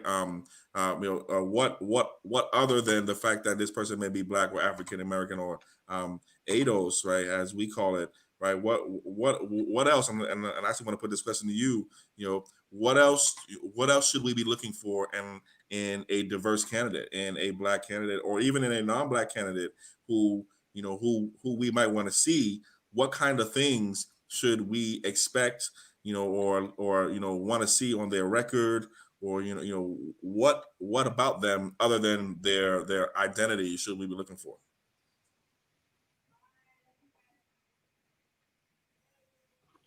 Well, you should also look at their track record. If we're looking at somebody that's in California, for example, have they supported initiatives that support the Black community? What has their track record been here in California? If it's going to be someone like the Attorney General Becerra, what is Becerra's track record in handling issues that are relevant to the Black community? Those things are, that's where you want to really do your due diligence and not choose people based on misinformation or lack of information. And then the second thing that you want to really begin to look at is what the current makeup of the Senate is, right? And so it's important to look at who they're going to go into the Senate and what is the Senate makeup currently. That is something that's important, because as the governor is looking at just California alone, I think when we're talking about being politically educated and politically savvy, is we want to be thinking very strategically about what that Senate looks like, because we know that regardless of who's in the presidential seat, or even at this point, who's the vice president, it's really that Senate that's going to make a lot of recommendations. They're going to pass laws. Those laws will have fiscal responsibilities. And so we want people that are going to not only advocate, but be able to get things done at the Senate level for California. And we know that, traditionally speaking, we lose out on every area. And here's where in the 2020 election, Vice President-elect Kamala Harris made it very clear that she felt that Black women put her into office. This is where the Black community goes to collect. This is where we start to stand up and say, listen, 2020 election, you owe us. And we now want to come and cash in on this. And I mean, and I'm not of the camp that says we're holding people accountable after the fact, because I don't believe in that. But I do say that, we remind the governor and we remind, members of the Senate who are still there, as well as the president and vice president, how they got to where they are. And that is on the back and the vote of the Black community. Yeah, no, I think that's absolutely right. And a couple of things to tease out that you brought up, Maureen. One, the Senate right now, the United States Senate right now, is, I believe, tied or pretty much close to tied. 48 Democrats, 48 Republicans, with 2 independents, and two, and should be with that's including the independents, but there are 2 runoff races in Georgia right now that will help decide the outcome of the Senate. So I want to repeat that. There are 2 runoff races right now that are going to happen in Georgia in, I believe, January 5th, that are going to decide who controls the Senate, Democrats or Republicans. One thing we know right now is that whoever controls it, they're not going to control it by much, right? By one or two votes, right? And so much of what Joe Biden is able or not able to get done, and Kamala Harris is able or not able to get done, is dependent on who controls the Senate and by how much. And we still don't know, based on what happened in Georgia over the last week, we still don't know who is going to control the Senate. But you're absolutely right to point that out. To be honest with you, that actually makes the case for California and Gavin Newsom to select someone, if you're on the progressive left side, of the game, or let me just call it the progressive side of the game, for Gavin Newsom to select someone who is maybe even more progressive than he normally might pick, right? Because if it's going to be hard to get stuff done, right, or if it's going to be, if it's going to be, marginally Democrat or marginally Republican, it may make more sense for Gavin Newsom to pick someone who is gonna be leaning on the progressive side, if that's what he cares about, if that's what the Joe Biden and Kamala Harris administration care about. Whereas if the thinking is, no, we need somebody who is going to help, maybe get stuff done, and maybe it's not going to cause too much of controversy, and it's not going to rock the boat. Maybe that's an argument to pick someone who's more of a quote unquote moderate Democrat, right? Someone who can more easily work with someone who's on the other side of the aisle. So Gavin Newsom has some big choices ahead of him. One of the names that you brought up, and that that is being circulated right now, is obviously Xavier Becerra, right, Attorney General of the state of California. I think if you talk to social justice advocates and activists and criminal justice reformers here in the state of California, I think many of them will have a problem with an Xavier Becerra choice, because of what some of them feel like is his reluctance and inaction in stepping into cases where there's officer-involved shootings and officer-involved killings and officer-involved murders. If you talk to some of the activists here in Sacramento, I think you would hear some objection to him being someone who should go to the U.S. Senate, because he has not been as active in helping to conduct and prosecute independent investigations of officers, where local DAs and local law enforcement has been not willing and failing to do so also. So he's someone who has brings his own baggage. Alex Padilla has similar issues, and but those are the two names that we've heard so far on the Latino and Latina side of the game. But thank you for that, Cole. Maureen, very, very, very important commentary, and a lot of big questions ahead. Yeah, thanks so much, ma'am. I'll keep listening to the show for this topic. Okay, thank you, Maureen, for all your work. We really appreciate it. I know I really appreciate it, and you're always welcome on the show. Thank you. All right, take care. Do you have a front runner, Chris? I don't, and I think it is. I think he's going to choose. I think he's going to make the historic choice. Gavin Newsom is someone who I think has a flair for, has an attraction to doing historic first things. One of the other things that Maureen brought up when the question was posed, what are we looking for outside of identity, right? And so track record came up, right? I would like to see someone who supported AB 3121.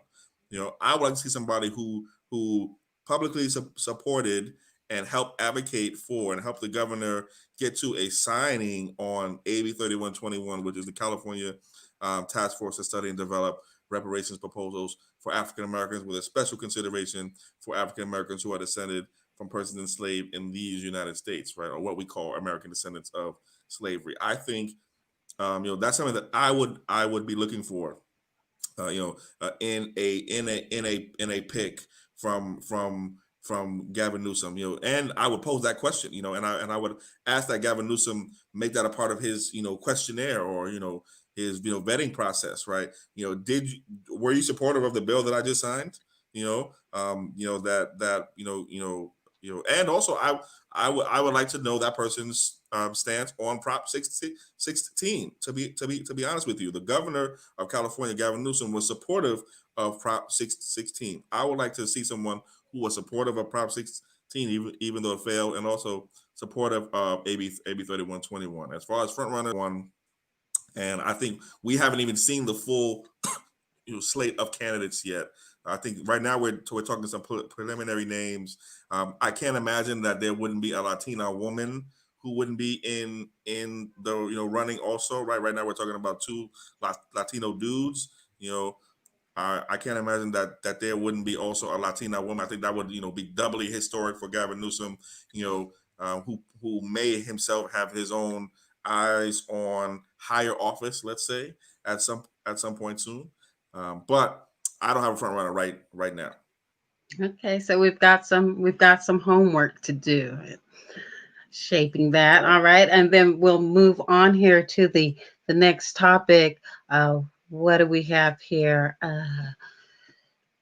Trump lawsuits. That's been in the news. Judges have already tossed out or ruled against Trump campaign suits in Pennsylvania, Nevada, Georgia, and Michigan. State officials continue to count ballots in Nevada, North Carolina, and Arizona, but the Trump campaign has not yet filed post-election litigation on those states. How do we feel about that? Trump and his lawsuits. Do you think they have any merit, or do you think it'll ultimately just get tossed out? Well, if you ask me, I think so the short answer to the question is no. I don't think even though the president's well within his right to challenge the results of these elections, most of the states are pretty close. In some states, actually, because the difference in the vote totals is less than like 0.5%, then the person who is losing has the legal right to challenge and also ask for a recount. But I don't see any, I haven't seen any real evidence, of voter fraud or illegal voting, as Trump was calling it, or any voting irregularities that would change the outcome of the race. Yeah, they may find some ballots that was miscounted or whatever. Excuse me, but like something that will change the outcome of the race, no. And I think right now, it's a matter of Trump, having to come to the realization that he lost. I've even heard some commentary around his advisors, speaking to him, saying if you want to run again, maybe in 2024, that's probably in your best interest, Mr. Trump, to let this one go, right? Because it's pretty clear that he lost, and that Joe Biden is going to be the president of the United States. One thing Trump has going for him, and we said this in our live pop-up show earlier this week. By the way, check out the live pop-up show that we did on Saturday, when Joe Biden was officially projected as the winner. One thing that Trump has going for him is, he has the highest number of votes for a Republican candidate in history. And people are, we have to just think about that for a second. Donald Trump last week, 7 days ago exactly, got the most votes any Republican candidate has ever got in history. Over 70 million people voted for him. Let's think about this too. More people came out and voted for Donald Trump this year than in 2016. Okay.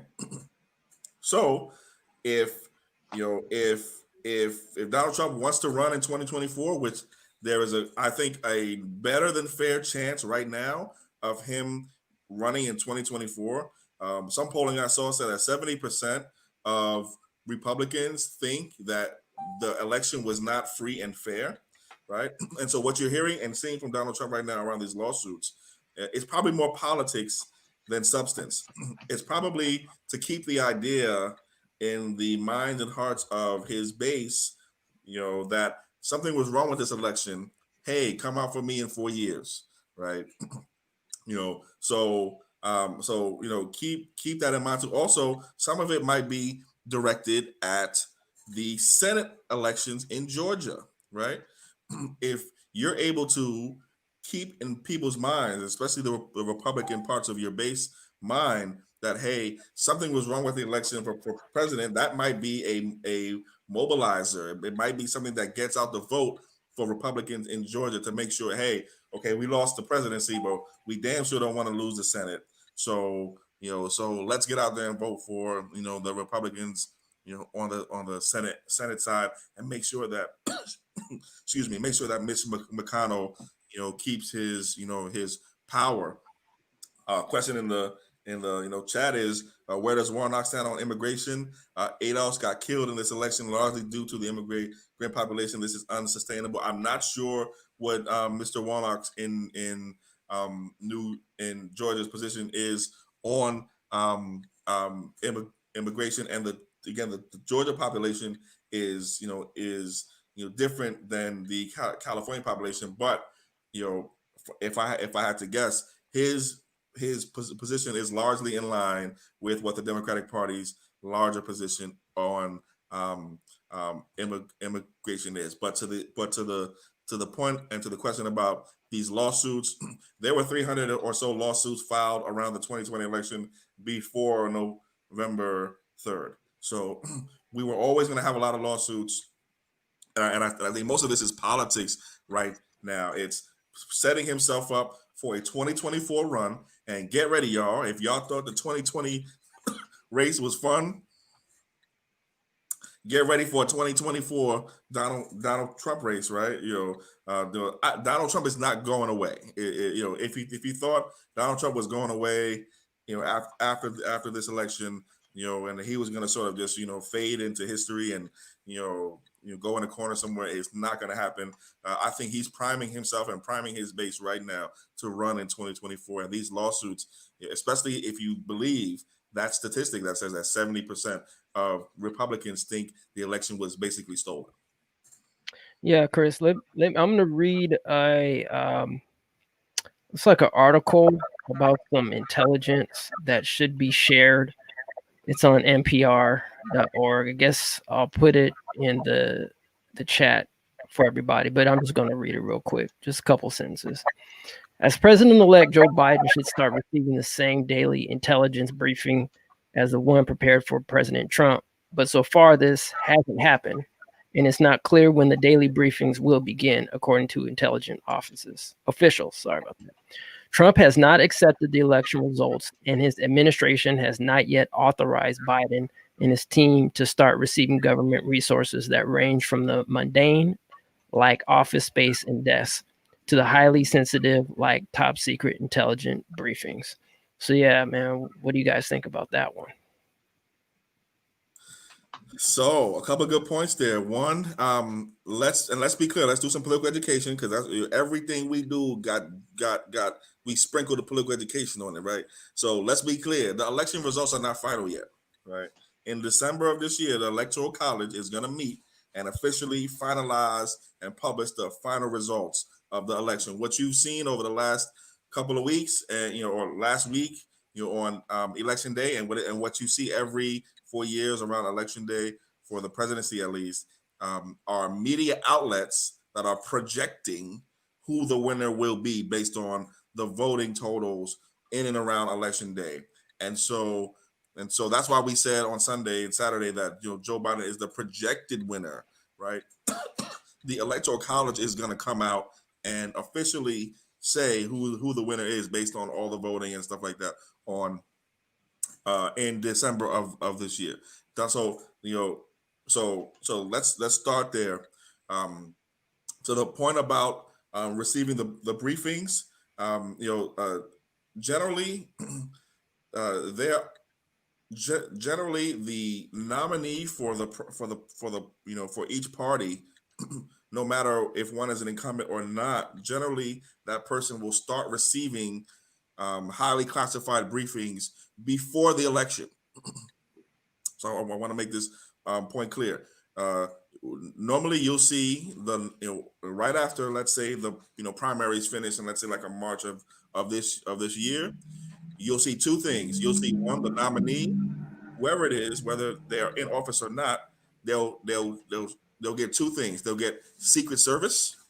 They'll start getting Secret Service details, even if they're not the president, and they will start getting some classified briefings to prepare them just in case they were elected.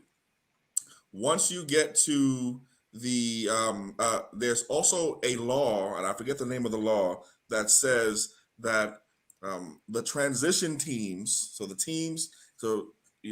there's a period where from November 3rd to January 20th, which is the inauguration on January 20th, 2021, from between November 3rd, the election day, and that inauguration day is what we call a transition, right? You have to transition from one White House, one government, to another, and we've always done this in a peaceful way. This is what we call the peaceful, transition. The transition teams, however, by law, have to start working with the new administration, I believe, even before there's a final result in the election, if I'm not mistaken. But for sure, when there is at least a projected winner, the transition teams by law have to start working with each other, and that means just exactly what you've been pointing out in the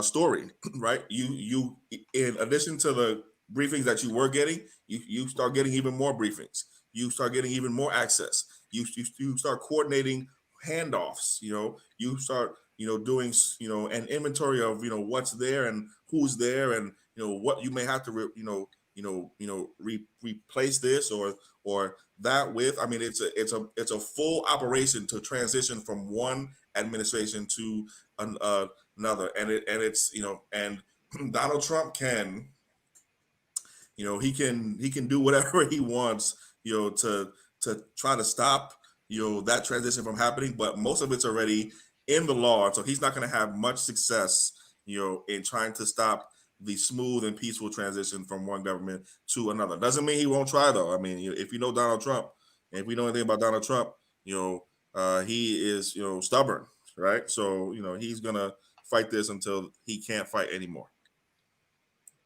Yes, the Trump card. No pun intended. Yep. All right, Kim. So we got about almost 1 minute to go. Time flies. Time flies when you're having fun. So let's talk a little bit about what we do expect from Biden and his administration for Black people, for ADOS. Biden gives shout out to Black Americans in victory speech. You always have my back. I'll always have yours. How do we interpret that? And then I saw this floating around on Facebook today. Let's see, I can barely see it, but it looks like could not be more excited. Ultra badass Marsha Barret named as to Biden Treasury Department transition team. I saw a lot of people happy about that. It looks like she's the author of The Color of Money, Black Banks, and Racial Wealth Gap. Do we think that that's an encouraging sign? I do personally, and that's Mercer Badarian. She and that's a tweet or a post from Antonio Moore, co-founder of ADOS. Mercer Badarian wrote the book. I believe it's The Color of Money or The Color of Wealth, one of those two. And it's an amazing book. If you haven't checked it out, check it out now. It's on Audible too. I think it's on the Brick and Brown book club list with Yvette Cardinal, also co-founder of ADOS.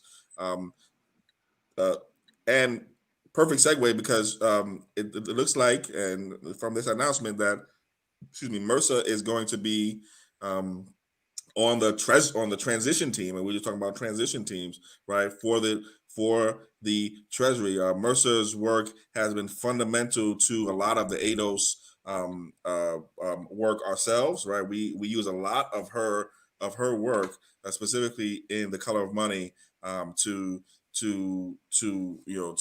undergird a lot of the talking points that we use, specifically around the history of Black banking and the history of Black capitalism, specifically, where she does a great job talking about the Nixon administration and its role in selling Black capitalism, to step on civil rights, the birth of the bootstrapperism, sort of as a political ideology, right? She is a tremendous asset, in that kind of research, and she's also connected to the ADOS movement through her work and lectures with Yvette Carnell and Antonio Moore, both of which you can check out on their channels, as well as at the Simmons College of Kentucky YouTube channel for the West Louisville Forum, which they did earlier this year, all together. So that's definitely something to be thinking about. And congratulations to MRSA, for that. What should Black people expect? A lot. Okay. Now, what are we going to get? That's a different question. All right. But what should we expect? A lot. Because Biden's right. If you look at the counties that delivered it, the White House for Biden, we're talking Wayne County, Michigan. We're talking Allegheny County, Pennsylvania. We're talking about, Hey Chris, we got a call real quick, brother. So I know we got 32, so we're gonna, I guess, go over a little bit, but let me bring in the caller here. Bring it in. 831. Who's calling? Your name? Hello, family. How you doing? This is CA. How are you? What's up, fam? We're doing well, CA. What's up? So what's up? What do you have to say? First of all, I want to applaud the call-in show for the fact that we can share with the group. That's good. That way, those of us who might have a different way of thinking can get that to the minds of some of the people who are in position. The thing I would suggest more of is that we do have more interactive type of conversations, because I think that a lot of things that are happening on the aftermath with Biden and the Kamala selection is kind of a wait and see. We as adults should be using, this is just my suggestion, we should be using the email blast that Tone has and really putting out to the general ADOS public a somewhat monolithic mindset regarding candidates, because a lot of times, I've been in politics for quite a while. A lot of times people are lacking information, and coming with the last minute information for many of our ADOS people goes over their heads. Just like I disagree with those who were okay with the cash bail thing. That would have hurt a lot of Black men, to have them waiting 30 to 90 days just to get their first day in court. Meanwhile, the city hall is making $125 a day off of that person waiting for 30, 90 days. That would have hurt quite a few Black men. It would have been the whole crime bill all over again. And a lot of people don't realize that was on Joe Biden's 2008 crime bill before Obama pulled him in as VP, this cash bail thing. Mandatory minimums is what he created, and that's really what the problem is. You used to get a ticket or a summons back in the day to come back to court. Nobody would take you to court, but many city hall agreements with private jails say that they guarantee occupancy. And the average person doesn't know that because they haven't read some of these things. So thank you very much for having these interactive moments, because like I said, a lot of us have outside alternative information, and it would be good to get it to people when they put stuff out, because again, that 25 would have really damaged Black men severely. Thank you very much. Thank you for calling. And if you have any suggestions, you can also hit us up at ADOSCA Media Group at gmail.com. Wonder if Kim, if we could stream that at the bottom. And thanks for calling. Appreciate your time and calling in. Thank you, brother. All right. Great call. So, Moya, since we're running on time here, did you want to jump to your COVID update? Yes, let's do that real quick so we can get out of here at 9, hopefully 40. All right. I guess you want me to read it? Yeah, since I brought it up. It's all you. It's all you. Would you like to read it one time, like to do us the favors, brother? All right. All right. Here we go. More than half of California counties may move to more reactive tiers. Let's see. Health Secretary says. As coronavirus cases start to climb in California, 11 California counties are being told to pull back on their reopening plans. 11 counties are changing their tiers, all of them moving in the more restrictive direction. We anticipate if things stay the way they are, that between this week and next week, over half of California counties will have moved into more restrictive tier, said Health and Human Services Secretary Dr. Mark Golly. That certainly is an indication that we're concerned. All right, so we know here in Sacramento, they're talking about putting us back to purple tier, which means no indoor dining, movies, more restrictions. What do we think about that? I mean, I think it's fine if it's going to, curb some of these COVID cases that are on the rise. Yeah. Look, we have to do what we have to do in terms of health. I mean, what's unfortunate is the stimulus package hasn't come through. You know what I mean? For a lot of us. So the federal government got to come up on some cash, like real fast. I don't know, Chris, what do you think?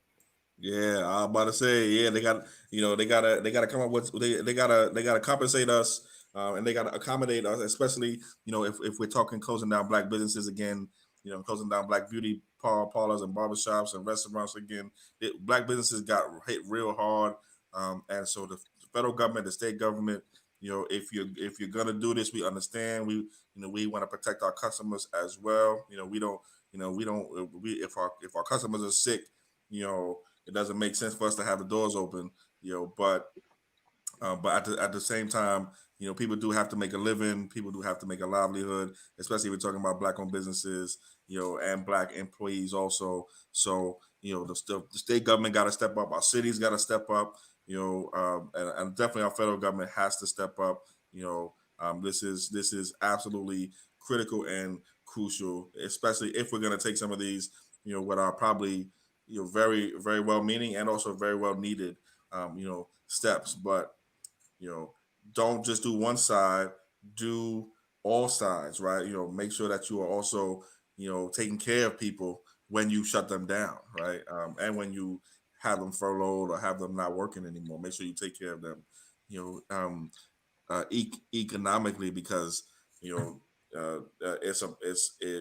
is a double harm to have us close our businesses down, close our our shops, and close our income down, and then also not have a way to provide for our family. So yeah, I'm all for it, but let's make sure that we get the kind of government support that we need.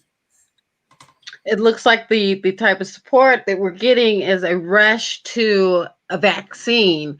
How do you feel about that? It looks like that should be coming to the market soon. I know there was some talk at one time about giving it to Black people first. I don't know. That's a whole. I think I'll hold off. Yeah, that's a whole show. That's a whole show. But it's a good one.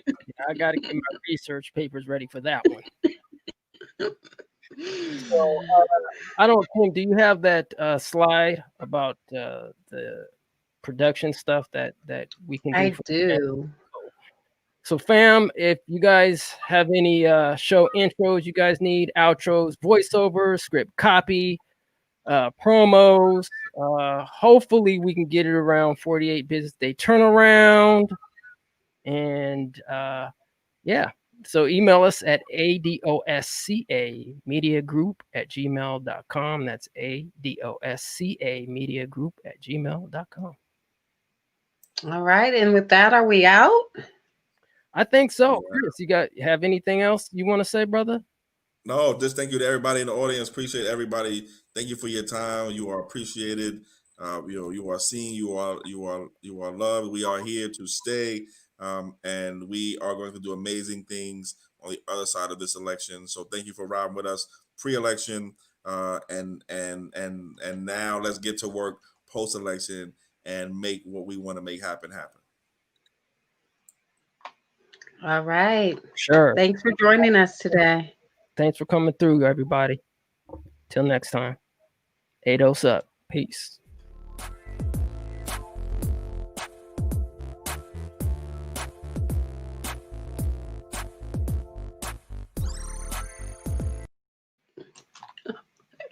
That was awesome.